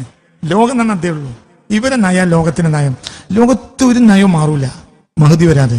ഭരണകൂടം മാറുമ്പോൾ മാറുന്നത് വിദേശ നയം മാറൂല, ആഭ്യന്തര നയം മാറുള്ളൂ. അവിടുത്തെ ജനങ്ങളെ കഷ്ടപ്പെടുത്തണോ, ഉള്ളിലെ ജനങ്ങളെ കൊല്ലണോ, കഷ്ടപ്പെടുത്തണോ, നീതി കൊടുക്കണോ, അനീതി കൊടുക്കണോ എന്നത് തീരുമാനിക്കൽ മാത്രമാണ് ഇപ്പോൾ ഏതൊരു ഭരണകൂടത്തിന്റെയും പണി. വിദേശ നയം ഇവർ തീരുമാനിക്കും. ഇന്നും അങ്ങനെയാ. ഏത് നാടും അവരെ ഭരിക്കാം. അവര് താല്പര്യമില്ലേ പുറത്താവും. എല്ലാരും ഒന്നാണ്. എല്ലാവരും ഞാൻ പറയട്ടെ, അമേരിക്കയും റഷ്യയും ഭയങ്കര ശത്രുതയിലാണല്ലോ. ഈ കഴിഞ്ഞ അമേരിക്കൻ തെരഞ്ഞെടുപ്പ് വരെ പുട്ടിനാ നിയന്ത്രിച്ച്. എങ്ങനെയാ? ഇവരെല്ലാരും ഒരു വാപ്പാനൊക്കളാണ്. അതാരാ ഇവര്? പുട്ടിനാരാ? റഷ്യൻ പ്രധാനമന്ത്രി. അവിടുത്തെ അടിസ്ഥാനം എന്താ? കമ്മ്യൂണിസം. അമേരിക്ക എന്താ? മുതലാളിത്തം, ക്യാപിറ്റലിസം. എന്നിട്ട് അയാൾ പറഞ്ഞവിടെ നടക്കുള്ളൂ. എന്റെ എല്ലാരും ബാപ്പ ഒന്നാണ്. നമ്മൾ തല്ലുവിടും. ലോകത്തൊരിക്കലും വിദേശ നയം മാറുകയില്ല. ഒരു രാജ്യത്തിന്റെ വിദേശ നയം മാറൂല. എന്തുകൊണ്ട്? എല്ലായിടത്തും എനിക്കൊരു അത്ഭുതം കേൾക്കണോ? ആദ്യമായി കമ്മ്യൂണിസ്റ്റ് മാനിഫെസ്റ്റോ എഴുതി ആര്? Karl Marx. എന്നിട്ടത് പ്രസിദ്ധീകരിച്ചത് ലോകത്തെ ഏറ്റവും വലിയ ക്യാപിറ്റലിസ്റ്റാണ്. ഇതിനേക്കാൾ വലിയ വിധി വൈപരീത്യം എന്താ? കമ്മ്യൂണിസത്തിന്റെ ഭരണഘടന എഴുതി കമ്മ്യൂണിസ്റ്റ് മാനിഫെസ്റ്റോ കാൾ മാർക്സും എംഗൽസും. അതിന്റെ ആദ്യത്തെ അത് പ്രസിദ്ധീകരിക്കാൻ ആദ്യമായി പണം കൊടുത്ത് അത് പ്രസിദ്ധീകരിക്കുന്നത് ഒരു ക്യാപിറ്റലിസ്റ്റാണ്, ഒരു മുതലാളിയാ. അയാൾ ക്യാപിറ്റലിസത്തിന്റെ നേതാവാ, ഇത് കമ്മ്യൂണിസത്തിന്റെ നേതാവാ. അത് ഞാൻ പിന്നീട് ഒരിക്കൽ കാണിക്കാം. അത്ഭുതം എന്റെ ജീവിതത്തിൽ എനിക്കുണ്ടായ അത്ഭുതങ്ങൾ എന്റെ മനസ്സ് മാറ്റി. ഞാൻ വിചാരിച്ചത് കമ്മ്യൂണിസം മുതലാളിത്തൊക്കെ രണ്ടാണ്. ഒക്കൊന്ന എല്ലാം ഒന്നോ, എല്ലാം ഒന്നാ. രാഷ്ട്രീയക്കാരല്ലെങ്കിൽ ഒക്കെ ഒന്നാ. നമ്മളുടെ ഒരു പ്രശ്നം ഉണ്ടാക്കും. ചുരുക്കത്തിൽ സിയോണിസത്തിന് പണം കൊടുത്തതാരാ? ലോകത്തെ വമ്പൻ പണക്കാർ. എന്താ അവരുടെ ലക്ഷ്യം? ഉസ്മാനിയത്തിനെ തകർക്കുക. ആ പണം ആർക്കും കിട്ടി? വഹാബികൾക്ക് കിട്ടി. വലിയ പണം വാങ്ങി. അബ്ദുൽ അസീസ് വാങ്ങിയ വലിയ പൈസയാണ്. ഈ സമയത്ത് അവർ എന്ത് ചെയ്തു? അവര് ഫലസ്തീനിലെ ജൂത കുടിയേറ്റം ക്രമാതീതമായി നടത്തി. ഈ സിയോണിസത്തിന് എതിരായിരുന്നു 80% ഓർത്തഡോക്സ് ജൂതന്മാർ. ആ ഓർത്തഡോക്സ് ജൂതന്മാരെ കൂടി സിയോണിസത്തിന് അനുകൂലമാക്കാൻ വേണ്ടി ഉണ്ടാക്കി എടയെ കൊണ്ടുവന്ന ഒരു ആളാണ് ഹിറ്റ്ലർ. അതിനുവേണ്ടി ഉണ്ടാക്കിയതാണ് ഹോളോകോസ്റ്റ്. സത്യത്തിൽ ഹിറ്റ്ലർ അങ്ങനത്തെ ഒരു കാര്യം ചെയ്തിട്ടുണ്ടോ എന്നതാണ് ഇപ്പോൾ എന്റെ സംശയം. ഇത് മാത്രമല്ല, എത്രയോ ചരിത്രകാരന്മാരുണ്ട് ഇത് ചെയ്തിട്ടില്ല. ഒന്ന് അത്ര ആൾ ചെയ്യാൻ മാത്രമുള്ള ജൂതൻ 60 ലക്ഷം ജൂതന്മാരെ ഗ്യാസ് ചേമ്പറിലിട്ട് കൊന്നു എന്ന് പറയാണ്. ആര്? ഹിറ്റ്ലർ കൊന്നു എന്നാണ് പടിഞ്ഞാറൻ മാധ്യമങ്ങൾ പറഞ്ഞത്. അങ്ങനെ കൊല്ലാൻ മാത്രം ജൂതന്മാരില്ല, കൊന്നിട്ടുണ്ടാകും. അതാരായിരിക്കും? ഒന്നിരിക്കൽ അധസ്ഥിതരായ ജൂതന്മാര്, അല്ലെങ്കിലോ സാധുക്കളായ ക്രിസ്ത്യാനികള്, മുസ്ലിങ്ങള് കൊന്നിട്ടുണ്ടാവും. ജൂതന്മാരെ കൊന്നിട്ടില്ല, സിയോണിസ്റ്റുകൾ കൊന്നിട്ടില്ല. സിയോണിസ്റ്റുകൾ എന്ന് ആരാ? Upper layer. അവരെല്ലാവിധ സൗകര്യങ്ങളും വലിയൊരു ചെയ്തു കൊടുത്തു. രണ്ടാമൊരു കാര്യമേ ഉള്ളൂ. ഒന്നിരിക്കൽ ഹിറ്റ്ലർ കൊന്നത് ജൂതന്മാരെ അല്ല, അല്ലെങ്കിൽ അങ്ങനെ ഒരു കാര്യം നടന്നിട്ടില്ല. ഇത് പിന്നൊരു പരിശോധന നടത്തുന്ന പിന്നൊരിക്കൽ പറയാം. നമ്മള് കാര്യം ഇല്ല എന്ന് പറയുമ്പോൾ തന്നെ, നമ്മളൊരു കാര്യം ഇല്ല എന്ന് പറയുമ്പോൾ തന്നെ ഒരു കാര്യം ചെയ്തിട്ടുണ്ട്, ഹിറ്റ്ലർ ഇങ്ങനെ ഹിറ്റ്ലർ ചെയ്തിട്ടുണ്ട് എന്ന് പറയുന്നത് നിങ്ങളെ പണിയല്ലല്ലോ. നമുക്കങ്ങനെ പഠിച്ചൂടെ? ഒരു കാര്യം പഠിക്കുമ്പോൾ അതിനെ ഗുണദോഷം പഠിക്കണം, അനുകൂലമായിട്ടും പ്രതികൂലമായിട്ടും പഠിക്കണം. 60 ലക്ഷം ജൂതന്മാരെ ഗ്യാസ് ചേമ്പറിലിട്ട് കൊലപ്പെടുത്താൻ അത്ര ജൂതന്മാരെ അന്ന് യൂറോപ്പിലില്ല. അപ്പോഴത്തിന് വലിയ ജൂത കുടിയേറ്റം നടന്നിട്ടുണ്ട്. എങ്ങോട്ട്? ഫലസ്തീനിലേക്ക്. ഒന്ന്. രണ്ടാമതിന് ഈ പറയപ്പെടുന്ന ആളുകൾ 20% സിയോണിസ്റ്റുകളാണ്. ജൂതന്മാരിൽ മുസ്ലിങ്ങളെ കൂടെ നിന്നതാണ് 80% ഓർത്തഡോക്സ്. ഈ 80% ഓർത്തഡോക്സിനെ സിയോണിസത്തിന് അനുകൂലമാക്കണമെങ്കിൽ ഇടയിൽ ഒരാളുണ്ടാവണം. ആര്? ഹിറ്റ്ലർ. ഉദാഹരണം പറയാ, ഭീകരവാദ സംഘടനകൾക്ക് മുഴുവനും മുസ്ലിം കമ്മ്യൂണിറ്റിയിലെ 80% എതിരായാൽ ഇവിടെ എന്ത് വരണം? എന്താ പിന്നെ വേണ്ടത്?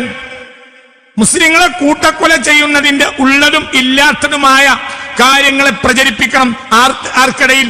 ഈ ഓർത്തഡോക്സ് മുസ്ലിങ്ങൾക്കിടയിൽ, സാധാരണക്കാര്, യാഥാസ്ഥിതികര്.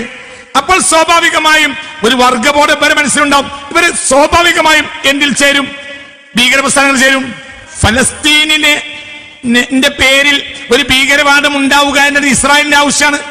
അതുകൊണ്ട് റമളാൻ മാസത്തിൽ തന്നെ ഇസ്രായേൽ നരയാട്ടയാട്ടം നടത്തും. എന്തുകൊണ്ട്? സാധുക്കളായ സുന്നി മുസ്ലിങ്ങൾക്ക് ചോര തിളക്കും. ചോര തിളച്ചു കഴിഞ്ഞാൽ പിന്നെന്താ ഉണ്ടാവുക? ഓൾറെഡി തിളച്ചു നിൽക്കുന്ന ചോരന്റെ ഒപ്പം കയറിക്കും. അതാരാ? അത് ഹമാസ്, അത് ഭീകരവാദികള്. അപ്പൊ ചില്ലറ കൊല്ലങ്ങൾ കൊണ്ട് മുസ്ലിം കമ്മ്യൂണിറ്റിയിൽ വലിയൊരു ശതമാനം ആരാവും? ഭീകരവാദികളാവും. എന്നാലേ ഇവിടെ ബോധ്യപ്പെടണം. അപ്പൊ സത്യത്തിൽ ഈ നരനായാട്ട് നടത്തുന്നതിന്റെ പിന്നിൽ ഇസ്രായേലി താല്പര്യം എന്താ? മുസ്ലിങ്ങളെ ആരാവുക? ഭീകരവാദികളാവുക. സാധാരണക്കാരുടെ മനസ്സിൽ എന്തേ ഉള്ളൂ? അതിനെപ്പുറം ആലോചിക്കാനില്ല. ഭീകര പ്രസ്ഥാനങ്ങൾ സമുദായത്തിന് ഗുണേ ചെയ്യൂല, ഒരിക്കലും ചെയ്യൂല, ദോഷമില്ലാതെ. അന്ന് ഹിറ്റ്ലർ ഇല്ല. പ്രശ്നമുണ്ടാക്കുന്ന ഒരു വഹാബി വിഭാഗം അവരിൽ നിന്ന് വന്നു. അവരാണ് ആര്? സിയോണിസ്റ്റുകൾ. 80% ജൂതന്മാരും മുസ്ലിങ്ങളെ കൂടെ നിന്നു. അവര് ഉസ്മാനി ഖിലാഫത്തിന്റെ സുഖം അനുഭവിച്ചവരാണ്. യൂറോപ്പിലെ നരകയാതന അനുഭവിച്ചവരാണ്. ഉസ്മാനികളെ നീതി അനുഭവിച്ചവരാണ്. അതുകൊണ്ട് സിയോണിസത്തിനെതിരെ നിലകൊണ്ടു ആര്? ജൂതറപ്പികള്. തിയഡോർ ഹർസല് 1898 ജെറൂസലേമിൽ വരുന്നുണ്ട്. അക്കാലത്ത് ലോകത്തെ പ്രഗത്ഭന ജൂത റബ്ബി ജോസഫ് ഹയ്യിമാണ്. അയാൾ പറഞ്ഞത് നരകം തിയഡോർ ഹർസലിന്റെ രൂപത്തിൽ ജെറൂസലേമിൽ എത്തിയിരിക്കുന്നു എന്നാണ്. നരകം എന്ന വിശേഷിപ്പിച്ചത് ആരെ? ഏറ്റവും വലിയ ജൂത റബ്ബിയെ തിയഡോർ ഹർസലാണ് ജൂത റബ്ബി. അക്കാലത്തെ ഏറ്റവും വലിയ ജൂത റബ്ബിയാണ് ആര്? ജോസഫ് ഹയ്യിം. അയാൾ തിയഡോർ ഹർസലിനെ വിശേഷിപ്പിച്ചത് നരകം. നരകം തിയഡോർ ഹർസലിന്റെ രൂപത്തിൽ ജെറൂസലേമിൽ എത്തിയാണ്. അപ്പൊ നരകമായിട്ടാണ് സാദൃശ്യപ്പെടുത്തിയത്. ആര്? അതായത് ഇതോടുകൂടെ ഈ നാട് നരകാകാൻ പോവുകയാണ് എന്ന് ഇത് പറഞ്ഞത് അക്കാലത്തെ ഏറ്റവും വലിയ ജോസഫ് ഹയ്യിം എന്ന അക്കാലത്തെ ഏറ്റവും പ്രധാനപ്പെട്ട ജൂത റബ്ബിയാണ്. മാത്രമല്ല യൂറോപ്യൻ രാജ്യങ്ങളിൽ എപ്പോഴെല്ലാം സിയോണിസ്റ്റുകൾ പ്രശ്നം ഉണ്ടാക്കുന്നോ അപ്പോഴെല്ലാം ജൂതന്മാരുടെ നേതൃത്വത്തിൽ പ്രകടനം നടക്കും. ആർക്ക് അനുകൂലമായി? ഉസ്മാനികൾക്ക് അനുകൂലമായി. എന്തുകൊണ്ട് ഈ ഖിലാഫത്ത് തകരരുത് എന്ന ആവശ്യം 80% ജൂതന്മാരുടേതായിരുന്നു. ഞാൻ ഇത് കണക്ട് ചെയ്തല്ല. ഒന്നാം ലോക മഹായുദ്ധം കഴിഞ്ഞ ഉടനെ തന്നെ എന്തുകൊണ്ടാണ് ഫലസ്തീൻ ഇസ്രായേൽ രാഷ്ട്രം ഉണ്ടാകാത്തത്? ആദ്യം ചോദ്യം മനസ്സിലായോ? നിങ്ങൾക്ക് ചോദ്യം മനസ്സിലാവുണ്ടോ? ഒന്നാം ലോക മഹായുദ്ധം 1917 അവസാനിച്ചിട്ടുണ്ട്. മുഴുവൻ ബ്രിട്ടന്റെ കയ്യിലുമായി. എന്നാൽ എന്തുകൊണ്ട് ഇസ്രായേൽ രാഷ്ട്രം ഫലസ്തീൻ ഉണ്ടാക്കിയില്ല? പിറ്റേ ദിവസം എന്തുകൊണ്ട്? ഉണ്ടാക്കിയാല് 80% ജൂതന്മാര് അതിനെതിരാണ്. ഉസ്മാനികളെ തകർത്ത് ഫലസ്തീന്റെ വിരിമാറിൽ ഒരു ജൂതരാഷ്ട്രം ഉണ്ടാക്കുന്നതിന് എതിരാണ് ആര്? 80% ജൂതന്മാര്. അതുകൊണ്ട് എന്റെ ഒന്നാം ലോകമായുദ്ധം കഴിഞ്ഞു. രണ്ടാം ലോകമായുദ്ധം എന്തിനുണ്ടാക്കിയതാ? ഒന്നാം ലോകമായുദ്ധത്തിൽ സാധ്യമായ കാര്യങ്ങൾ നടപ്പിലാക്കാൻ ഒരു വഴി ഉണ്ടാവണം. അപ്പോൾ അവര് തന്നെ പൊക്കിക്കൊണ്ടുവന്നു ആരെ? ഹിറ്റ്ലറെ. ഹിറ്റ്ലർ ജൂതന്മാരെ കൊല്ലാണ് എന്ന് പറവട്ടി. അപ്പോൾ പിന്നെ നമ്മക്ക് കൊല്ലാതെ നമുക്ക് നമ്മുടേതായ രാജ്യം വേണമെന്ന് പറഞ്ഞ വാക്ക് നേരത്തെ പേര് പറഞ്ഞു. പിന്നെ ആ 80% ബഹുഭൂരിപക്ഷം അംഗീകരിക്കേണ്ടി വന്നു. കാരണം ഇങ്ങനെ കൊല്ലുകയാണെങ്കിൽ നമുക്ക് നമ്മുടെ രാജ്യം വേണമല്ലോ. വൻ ചതി കളി എന്നല്ല. രണ്ടാം ലോകമായിട്ട് അവസാനിക്കുമ്പോൾ ഹിറ്റ്ലർ ആത്മഹത്യ ചെയ്യുന്ന നമ്മളോട് പറഞ്ഞത് ഉറപ്പില്ല. ഹിറ്റ്ലറുടെ സൈന്യത്തെയും ഉദ്യോഗസ്ഥന്മാരെ പ്രധാനികളെയും മന്ത്രിമാരെ വരെ അമേരിക്ക പോറ്റിയതായ ചരിത്രമുണ്ട്. ആര് പോലെയുണ്ടാവും? ആത്മഹത്യ ചെയ്തത് അഡോൾഫ് ഹിറ്റ്ലർ അല്ല, അമേരിക്ക അയാളെ രക്ഷപ്പെടുത്തിയിട്ടുണ്ട് എന്ന് പറയുന്ന അനവധി ചരിത്രകാരന്മാരുണ്ട്. ഇയാളത് ചെയ്തിട്ടില്ല എന്നുണ്ട്. പിന്നെ ഇവിടെ ആവശ്യമാണ്. അപ്പൊ ഒന്നാം ലോക മഹായുദ്ധം കഴിഞ്ഞിട്ട് ചെയ്യാവുന്ന ഒരു കാര്യം ജനെതിരാവും. അപ്പൊ അതിന് സാഹചര്യം ഒരുക്കി. പിന്നെ അപ്പൊ അത് എളുപ്പാവും ചെയ്തു.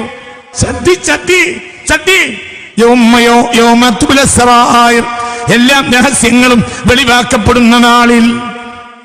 അതാണ് ദിവസം. അള്ളാഹു ആ ദിവസം നമ്മളെ ഇതൊക്കെ ഒന്ന് കാണാനുള്ള ഭാഗ്യം അള്ളാഹു തരട്ടെ. ഹസദിക്ക്, ഹർദി തുടങ്ങിയ ജൂത വിഭാഗങ്ങളിലെ 200-ലധികം വരുന്ന റബ്ബിമാര് 1899 1903 ഉസ്മാനിയ ഖിലാഫത്തിന് അനുകൂലമായി ഫലസ്തീനിൽ പ്രകടനം നടത്തി. 1899 1903 ജൂത റബ്ബിമാർ പ്രകടനം നടത്തി. എന്ത്? ഫലസ്തീനിന് അനുകൂലമായി, ഉസ്മാനിയ ഖിലാഫത്തിന് അനുകൂലമായി, സിയോണിസത്തിന് എതിരായി. കാരണം ഇവിടെ സിയോണിസമല്ല നിലനിൽക്കേണ്ടത്, ഫലസ്തീനാണ്, ഉസ്മാനികളാണ് എന്നൊരു. ഫലസ്തീനിലേക്കുള്ള ജൂതന്മാരെ കുടിയേറ്റം അധികരിച്ചപ്പോൾ അതിനെ തടയാൻ വേണ്ടി ചില കടുത്ത നടപടികൾ സുൽത്താൻ സ്വീകരിച്ചു. ഈ സമയത്ത് പലതവണ ഇസ്താൻബൂളിലെത്തി ആര്? തിയഡോർ ഹർസൽ. ഫലസ്തീൻ ഞങ്ങൾക്ക് വിൽക്കുമോ എന്ന് ചോദിക്കാൻ വേണ്ടി പലവട്ടം വന്നിട്ടും അയാൾക്ക് മുഖം കൊടുക്കാൻ ഖലീഫ തയ്യാറായില്ല. അമേരിക്കയുടെയും ബ്രിട്ടന്റെയും ഒക്കെ പോത്തുകുട്ടിയാണ് ആര്? തിയഡോർ ഹർസല്.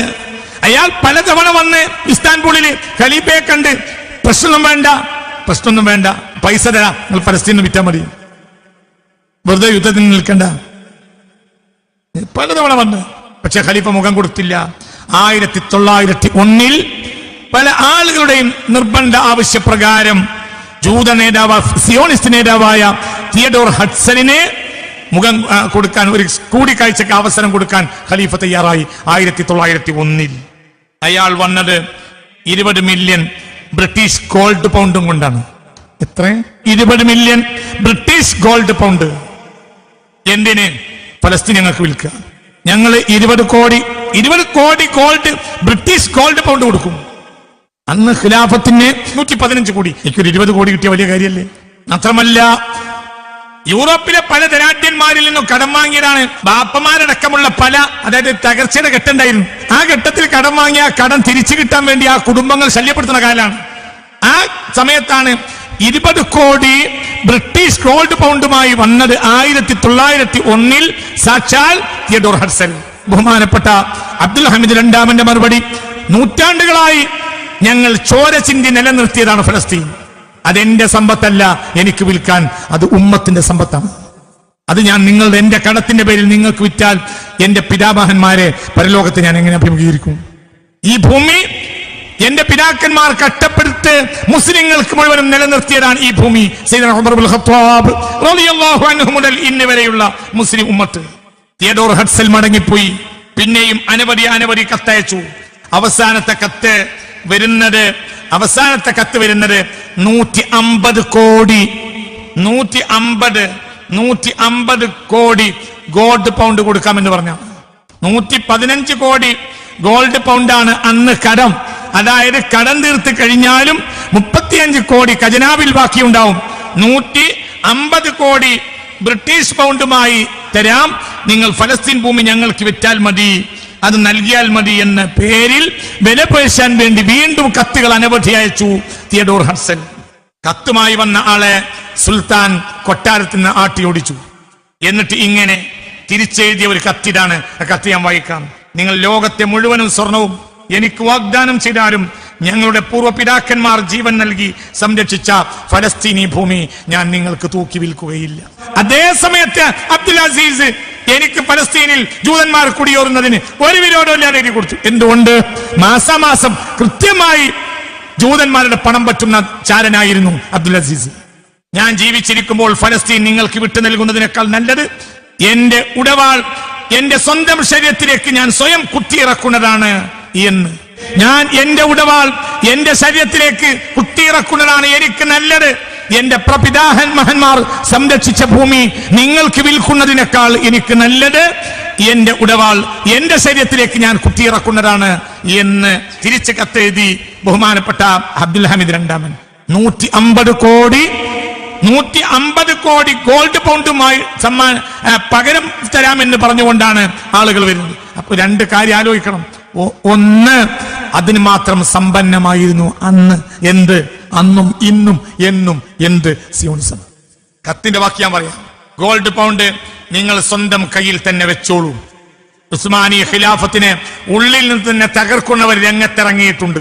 ഒരു പക്ഷേ ഞങ്ങളുടെ ഉള്ളിലുള്ള ദുശക്തികൾ ദുശക്തികൾ എന്നോട് ഉദ്ദേശിച്ച് ആരാ? മോഡേണിസ്റ്റുകളും വഹാബികളും. അവർ ഞങ്ങളെ ഉള്ളിൽ നിന്ന് തന്നെ തകർക്കും. അങ്ങനെ തകർത്താൽ എന്നേക്ക് വേണ്ടി ഈ ഖിലാഫത്ത് ഇല്ലാതെയാവും. ഞാൻ താഴെ ഇറങ്ങും. അപ്പോൾ നിങ്ങൾക്കൊരു ചില്ലിക്കാശിന്റെ വിലയില്ലാതെ കൊടുക്കാതെ തന്നെ ഫലസ്തീൻ നിങ്ങൾക്ക് എടുക്കാൻ കഴിയും. ഞങ്ങളുള്ള കാലത്ത് 1 ഇഞ്ച് ഭൂമി ഞങ്ങൾ നൽകില്ല. മുസ്ലിം ലോകത്തോട് ആ കത്തിൽ അദ്ദേഹം ഓർമ്മപ്പെടുത്തുകയും ചെയ്തു. എന്നെങ്ങാനും ഉസ്മാനികൾ ഫലസ്തീനിൽ നിന്ന് ഉസ്മാനികളെ താഴെ ഇറക്കുന്നുവോ അന്ന് ഫലസ്തീനിൽ തുടങ്ങുന്ന പ്രശ്നം ഇമാം മഹ്ദി വരെ അവസാനിക്കുകയുമില്ല. അതാണ് കത്തിന്റെ അവസാനത്തെ വാക്ക്. ഏതെങ്കിലും ഒരു ദിവസം ഉസ്മാനികളെ നിങ്ങൾ താഴെ ഇറക്കിയാൽ അന്ന് ഫലസ്തീനിൽ തുടങ്ങുന്ന പ്രശ്നം അന്ത്യനാൾ വരെ അവസാനിക്കൂല. അന്ത്യനാൾ വരെ അവസാനിക്കൂല എന്ന് പറഞ്ഞാൽ ആര് വരുന്നത് വരെ? ഇമാം മഹ്ദി വരെ അവസാനിക്കൂല എന്ന് സാരം. അതാണ് ഇന്ന് നടന്നുകൊണ്ടിരിക്കുന്നത്. ഈ പ്രശ്നത്തിന്റെ കാരണം ഉസ്മാൻ കത്തിലെഴുതിയതാ. ആ കത്തിന്ന് കിട്ടാനുണ്ട്. പഠിച്ചോ, ആ കത്തിന്ന് കിട്ടാനുണ്ട്. ലോകം ഇന്നും ആ കത്ത് സൂക്ഷിച്ചിട്ടുണ്ട്. ആ കത്തിനെ കുറിച്ചുള്ള അനവധി സത്യസന്ധമായ വിവരങ്ങളുണ്ട്. എന്നെങ്ങാനും ഉസ്മാനികളെ ലോകം ഈ ഖിലാഫത്തിനെ താഴെ ഇറക്കുമോ അന്ന് ജൂതന്മാർക്ക് 1 പൈസ ചെലവാക്കാതെ ഫലസ്തീൻ കിട്ടും. 2, അന്ന് ഫലസ്തീനിൽ തുടങ്ങുന്ന രക്തച്ചൊരിച്ചിൽ ഇമാം മഹ്ദി വരെ അവസാനിക്കുകയുമില്ല. 5 പൈസ ചെലവില്ലാതെ അവർക്ക് ഫലസ്തീൻ കിട്ടി. ഞങ്ങളെ പ്രപിതാമഹന്മാരുടെ ഭൂമി നിങ്ങൾക്ക് പൗണ്ടിന്റെ പേരിൽ തൂക്കി വിൽക്കൂല. ഞാനുള്ള കാലത്തോളം, എന്റെ സിരയിൽ രക്തമൊഴുകുന്ന കാലത്തോളം നിങ്ങൾ അവിടെ കയറി നിരങ്ങാൻ ഞാൻ സമ്മതിക്കുകയില്ല. പക്ഷേ ഞങ്ങളെ ഉള്ളിലും തുരപ്പന്മാർ പണി നടത്തിക്കൊണ്ടിരിക്കുന്നുണ്ട്. മിക്കവാറും അവർ പെട്ടെന്ന് എന്നെ താഴെ ഇറക്കും. അവർ താഴെ ഇറക്കിയാൽ പിന്നെ ഞങ്ങളെ പൗണ്ട് വെറുതെ നടിപ്പിക്കണ്ട, നിങ്ങൾക്ക് ഉപകരിക്കും. 2, എന്ന് ഉസ്മാനി ഖിലാഫത്ത് ഇല്ലാതെയായോ അന്ന് തുടങ്ങുന്ന രക്തച്ചൊരിച്ചിൽ അന്ത്യനാൾ വരെ ഫലസ്തീൻ അവസാനിക്കുകയുമില്ല. ഈ പ്രഭാഷണം നടത്തുന്ന ഈ റമളാനിലും രക്തച്ചൊരിച്ചിൽ നടന്നിട്ടുണ്ട് ഇല്ലേ? സുൽത്താൻ അബ്ദുൽ ഹമീദ് രണ്ടാമൻ ജീവിച്ചിരിക്കുമ്പോൾ 1 ഇഞ്ച് ഭൂമി ഫലസ്തീനിൽ നിന്ന് കിട്ടില്ല എന്ന് യൂറോപ്പിനും സയനിസത്തിനും മനസ്സിലായി. അങ്ങനെ അദ്ദേഹത്തെ കൊല്ലാൻ തീരുമാനിച്ചു. വധശ്രമം 2 തവണ. സുൽത്താൻ അബ്ദുൽ ഹമീദിന്റെ പിന്നാലെ ഈ കത്തുകൂടി രംഗത്ത് വന്നപ്പോൾ മുസ്ലിം ലോകം, വഹാബികളും മോഡേണിസ്റ്റുകളും അല്ലാത്തവരെല്ലാം ഒന്നടങ്കം ഉസ്മാനിയത്തിന് കീഴിൽ നിന്നു. മനസ്സിലായ പറഞ്ഞത്? അതോടുകൂടെ ഇവർ കളി നടത്തി, എല്ലാ സായുധ കലാപകാരികളെയും അടിച്ചമർത്തി. 11ഓളം സായുധ യൂറോപ്യൻ കലാപങ്ങളാണ് അമേരിക്കയും റഷ്യയും ബ്രിട്ടനും ഒക്കെ നടത്തിയ കളികളാണ് അവസാനിപ്പിച്ചത്. അനവധി യുദ്ധങ്ങളെ പരാജയപ്പെടുത്തി. സിയോണിസ്റ്റുകളെ ഒരു കളിയും നടപ്പിലാക്കാൻ കഴിഞ്ഞില്ല. സുൽത്താൻ സൈന്യവും അതിശക്തമായി കൊണ്ടേയിരുന്നു. അതായത് അതോടുകൂടെ അവർക്ക് ബോധ്യപ്പെട്ടു സുലൈമാനുൽ ഖാനൂനി വീണ്ടും തിരിച്ചു വന്നിരിക്കുന്നു. അതുകൊണ്ട് എന്ത് ചെയ്യണം, ഇതിന് തീരുമാനമുണ്ടാക്കണം. 1905 ബ്രിട്ടന്റെ നേതൃത്വത്തിൽ സ്വിറ്റ്സർലാൻഡിൽ അദ്ദേഹത്തെ കൊലപ്പെടുത്താൻ വേണ്ടി ഗൂഢാലോചന യോഗം നടത്തി. ചരിത്രം മണിമണിയായി എഴുതി വെച്ചിട്ടുണ്ട്. 1905 തൊടാൻ പറ്റൂല. ഇനി എന്ത് ചെയ്യാൻ പറ്റും? സൈനിക നടപടി നടക്കൂല. കാരണം 3 കോടി പട്ടാളക്കാർ, ലോകത്തെ അതിശക്തമായ ആയുധങ്ങൾ എല്ലാം, പിന്നെ ജനപിന്തുണ. 10 പൈസ ശമ്പളം വാങ്ങാതെയാണ് യുവാക്കൾ ഖലീഫക്ക് വേണ്ടി നിലകൊള്ളുന്നത്. അപ്പോൾ യൂറോപ്പിലും ബ്രിട്ടനും സയനിസത്തിനും ബോധ്യപ്പെട്ടു ഇദ്ദേഹം ജീവിച്ചിരിക്കുമ്പോൾ ഒന്നും നടക്കൂല. അങ്ങനെ അദ്ദേഹത്തെ കൊലപ്പെടുത്താൻ വേണ്ടി 1905 ബ്രിട്ടന്റെ നേതൃത്വത്തിൽ സ്വിറ്റ്സർലൻഡിൽ വധശ്രമത്തിന്റെ ഗൂഢാലോചനാ യോഗം നടത്തി. ജോറിസ് എന്ന പേരിലുള്ള ഒരു വാടക ഗുണ്ടേ അതിനുവേണ്ടി ബ്രിട്ടൻ വാടക എടുത്തു. ജോറിസ് ഒരു വാടക ഗുണ്ട. അദ്ദേഹത്തിന്റെ കൂടെയുള്ള കൂലിത്തൊഴിലാളികൾ അവരെന്ത് ചെയ്യുക? അവർ ഇസ്തൻബൂളിൽ വന്നിട്ട് ഖലീഫയുടെ ദിനചര്യങ്ങളെ കൃത്യമായി പഠിക്കുക, എന്നിട്ട് ബോംബ് വെച്ച് കൊലപ്പെടുത്തുക. ഖലീഫ കൃത്യമായി ജമാഅത്തിനും ജുമാക്കും വെള്ളിയാഴ്ച നേരത്തെ പള്ളി ജുമാഅന്റെ ഔറാദം കഴിഞ്ഞ് തിരിച്ചു വരും. ഇതെല്ലാം ജമാഅത്തിന് പോക്ക്, ഇതെല്ലാം കൃത്യമായി ഇവരങ്ങോട്ട് പഠിച്ചു. ജോറിസും ഒരു സംഘം ആളുകളും നേരെ, ഇയാൾ ബെൽജിയക്കാരനാണ്, ബെൽജിയം സ്വദേശിയായ ഈ ജോറിസും ഒരു സംഘം ആളുകളും നേരെ വലിയ ഒരു സമ്പത്ത് അതിന്റെ പേരിൽ ഇവർക്ക് കൊടുക്കാമെന്ന് സഖ്യകക്ഷികൾ ബ്രിട്ടന്റെ നേതൃത്വത്തിൽ എല്ലാവരും കൂടെ സമ്മതിച്ചു. അവർ നേരെ ഇസ്താൻബൂളിൽ വന്നു. ബൾഗേറിയയിലെ സോഫിയയിൽ വെച്ച് 120 കിലോഗ്രാം ഭാരമുള്ള വലിയ ബോംബ് തയ്യാറാക്കി. 120 കിലോഗ്രാം ഉള്ള വലിയ ബോംബ് ബൾഗേറിയയിലെ സോഫിയയിൽ വെച്ച് തയ്യാറാക്കി. ടൂറിസ്റ്റുകളാണെന്ന് നടിച്ച് അവർ നേരെ ബൾഗേറിയയിൽ നിന്ന് നേരെ ഇസ്താൻബൂളിൽ വന്നു. സുൽത്താന്റെ ദിനചര്യകളെ വ്യക്തമായി പഠിച്ചു. ഖലീഫ കാര്യമായി ജനങ്ങളുമായി സമ്പർക്കപ്പെടുന്നതും സംസാരിക്കുന്നതും വെള്ളിയാഴ്ച ജുമാക്ക് വരുമ്പോഴാണ് എന്നവർക്ക് ബോധ്യപ്പെട്ടു. അങ്ങനെ എന്ത് ചെയ്ത് എല്ലാ വെള്ളിയാഴ്ചയും ഖലീഫക്ക് ഒരു സമയമുണ്ട്, കൃത്യമായ സമയത്ത് വരും. ജുമാ കഴിഞ്ഞ് കൃത്യമായി തിരിച്ചു. അതൊക്കെ ഇവർ പഠിച്ചു. എല്ലാം പഠിച്ചതിന് ശേഷം കാർ ബോംബിംഗ് നടത്താൻ തീരുമാനം ഉണ്ടായത്. സുൽത്താൻ പള്ളിയിൽ നിന്ന് ഇറങ്ങി പോകുന്ന ഏരിയയിൽ കാറിൽ ബോംബ് വെച്ചു. അങ്ങനെ കാറിൽ ബോംബ് വെച്ച് ഇവർ കാത്തിരുന്നു. ബോംബ് വെച്ചു.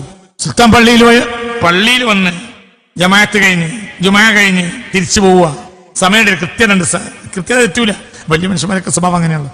എന്തിനൊക്കെ കൃത്യത ഉണ്ടോ, വരിക പോവുക ഒക്കെ കൃത്യത ഉണ്ടോ.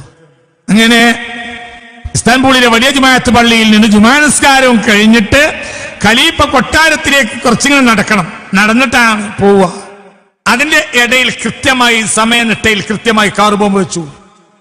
ഖലീഫ പള്ളിയിലെ നിന്ന് ഇങ്ങനെ പുറത്തിറങ്ങുന്ന നേരത്ത് ഷെയ്ഖുൽ ഇസ്ലാം ജമാലുദ്ദീൻ അഫൻഡി തടഞ്ഞു നിർത്തി. കുറച്ച് അത്യാവശ്യ കാര്യങ്ങൾ പറയാണ്ട് പറഞ്ഞു. ഗൗരവമായ ചില കാര്യങ്ങൾ അങ്ങനെ പറഞ്ഞ് സംസാരം നീണ്ടുപോയി. അതിനിടയിൽ കാർ ബോംബ് പൊട്ടിത്തെറിച്ചു. 26ഓളം സുരക്ഷാ ഉദ്യോഗസ്ഥന്മാർ, അതായത് ഇങ്ങനെ ഖലീഫ പോകുന്ന വഴിയിൽ ഇങ്ങനെ പട്ടാളക്കാർ നിൽക്കും. ആ പട്ടാളക്കാർ 26 ആ സമയം മരിച്ചു കാർ ബോംബിൽ. 25 അള്ളാഹുവിന്റെ തൗഫീഖ്. ഇതൊക്കെ നടന്ന കാര്യമാണ്. ഒരു രാജ്യത്ത് യോഗം കൂടെ എന്തിന്? ഇയാളെ കൊല്ലണം. വേറൊന്നും ഇവർക്ക് ചെയ്യാൻ കഴിയില്ല, ഒന്നും ചെയ്യാൻ കഴിയില്ല. മാപ്പിള ഇത് പഠിച്ചു. അങ്ങനെ കാലുണ്ടായിരുന്നു മുസ്ലിമിന്. ഇത് തകർത്തവരാണടാ ഈ കള്ളത്താടിക്കാർ വഹാബി. ഇവരെ ബാക്കിൽ കയ്യും വെച്ച കാലത്ത് നടന്ന ഏത് കാലത്ത് മുസ്ലിം ഉമ്മത്ത് രക്ഷപ്പെടാനാണ്? അല്ലാഹു സുബ്ഹാനഹു വ തആലയുടെ മഹാ അത്ഭുതം ഉണ്ടായി. അതായത് പള്ളിയിൽ നിന്ന് ഇറങ്ങാൻ പോകുന്ന ആളെ അക്കാലത്തെ ഷെയ്ഖുൽ ഇസ്ലാം ജമാലുദ്ദീൻ അഫൻഡി തടഞ്ഞു നിർത്തി. ഖലീഫ ഒരു അത്യാവശ്യ കാര്യം പറയണ്ടാവും. ആ സംസാരം നീണ്ടുപോയി. സമയം വെച്ചിരുന്നു. കൃത്യതയിൽ ബോംബ് പൊട്ടിത്തെറിച്ചു. 26 പട്ടാളക്കാർ മരിച്ചു. 60 ആളുകൾ അതിഗുരുതരാവസ്ഥയിലായി. പിറ്റേ ദിവസം ടൈം മാഗസിന്റെ 1905 ജൂലൈ 21 ഈ സംഭവം. ജൂലൈ 22 ടൈം മാഗസിൻ ഞാനൊന്ന് വായിക്കാം. One of the greatest sensational political conspiracies of modern times എന്നാണ് തലക്കെട്ട്. അതായത് ആധുനിക യുഗത്തിലെ ഏറ്റവും വലിയ ഗൂഢാലോചന, അതായത് ഏറ്റവും വലിയ ഗൂഢാലോചന, ഒരാളെ കൊല്ലാനുള്ള ഏറ്റവും ഗ്രേറ്റസ്റ്റ് ആയ ഒരു സെൻസേഷണൽ പൊളിറ്റിക്കൽ രാഷ്ട്രീയ ഗൂഢാലോചന എന്ന് ടൈം മാഗസിൻ ലേഖനം എഴുതി. 1905 ജൂലൈ 22-ന്. ആരാതിന്റെ പിന്നിൽ? ബ്രിട്ടൻ. ഇന്നെന്താ യുദ്ധം ചെയ്തോട്? നടക്കൂല. അവസാനത്തെ ഖിലാഫത്തും തകർത്തു. വഹാബികൾക്ക് ഹിജാസിലേക്ക് വാതിൽ തുറന്നു കൊടുത്തു. 1921 അവരെ ചോദ്യം ചെയ്യാൻ പറ്റിയ ശക്തി ഭൂമിയിൽ ഇല്ലാതെയായി. അപ്പോൾ അവർ സ്വയം വിട്ട പേരാണ് എന്ത്? സൂര്യനസ്തമിക്കാത്ത ബ്രിട്ടീഷ് സാമ്രാജ്യം. ജോറിസിനെയും സംഘത്തെയും രഹസ്യ പോലീസ് ദിവസങ്ങൾക്കുള്ളിൽ പിടികൂടി. പക്ഷേ അദ്ദേഹത്തിന് ഖലീഫ മാപ്പ് നൽകി.